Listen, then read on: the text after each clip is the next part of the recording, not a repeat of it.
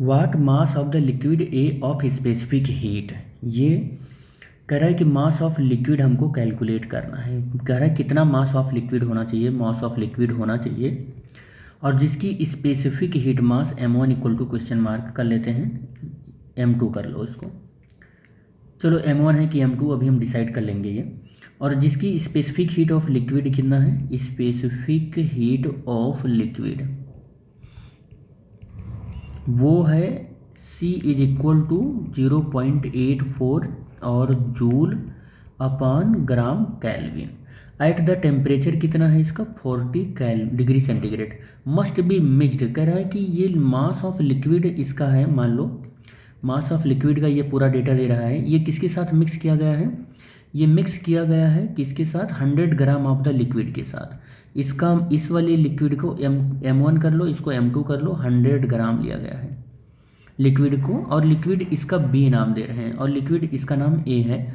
तो 100 gram of liquid B, specific heat इस वाले लिक्विड का कितना है, 2.1 इंटू 10 इंटू नहीं जूल अपान ग्राम कैलविन है ये।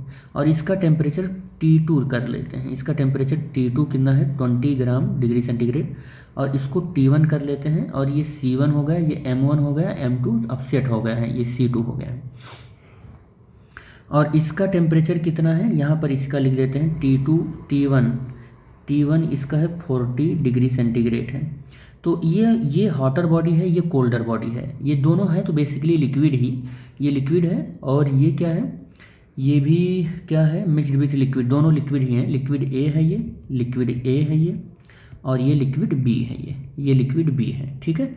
तो कह रहा है सो that the final temperature of the mixture, जब इनको मिक्स कर दिया गया तो फाइनल टेम्परेचर इन मिक्सचर का फाइनल टेम्परेचर जब ये मिक्स हो गए तो फाइनल टेम्परेचर कितना है इसका मिक्सचर का, T is equal to 20 degree centigrade, ये हो गया है।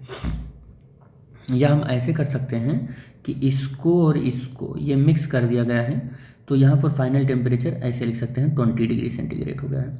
हीट को लॉस कौन करेगा, तो ये हीट को लॉस करेगा, ये हीट को लॉस करेगा। हीट को गेन कौन करेगा, तो ये हीट को क्या करने वाला है, गेन करने वाला है, क्योंकि ये इसका टेम्परेचर कम है। फाइनल 20 से फाइनल टेम्परेचर कितना हो रहा है, 20 से 20 ही हो रहा है।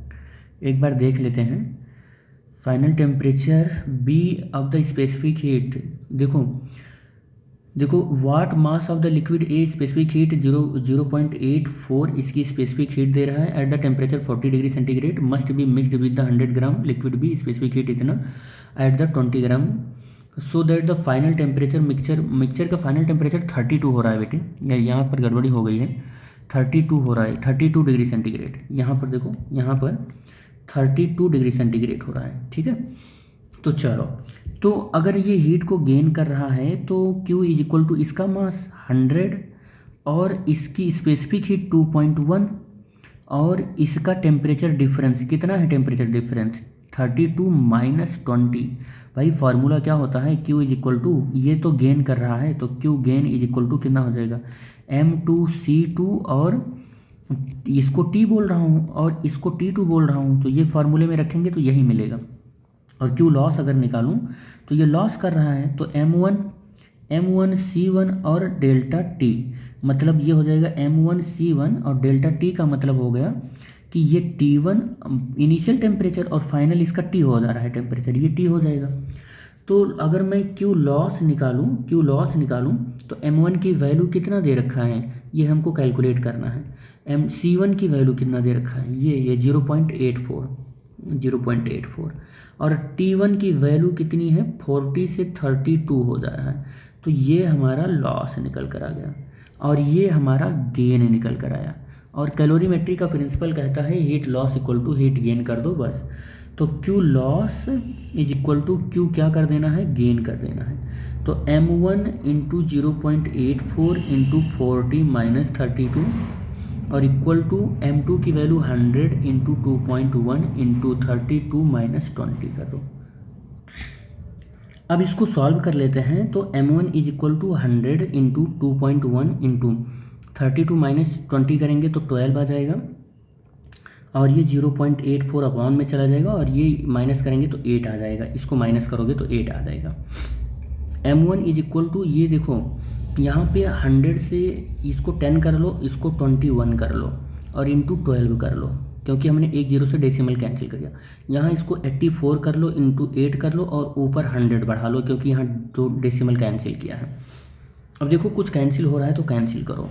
देखो 4 3 जा 4 2 जा, और अब देखो और कुछ कैंसिल हो रहा है, 21 का 4 टाइम्स ये कैंसिल हो रहा है।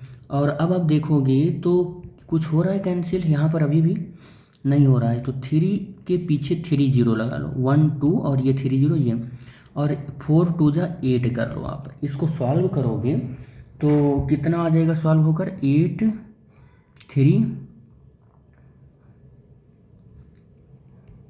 ये इतना आ जाएगा। कितना आ जाएगा, इतना आ जाएगा। देख लो सॉल्व करके, ये 7 आ जाएगा और बच रहा है 4 और ये 5 आ जाएगा, ठीक है, ग्राम। तो M1 कितना हो जाएगा, 375 ग्राम आ जाएगा। तो यहाँ पर जो ये लिया गया था हॉटर बॉडी, इसका मास कितना था, इसका मास था M1 इज इक्वल टू 375 ग्राम था, ठीक है।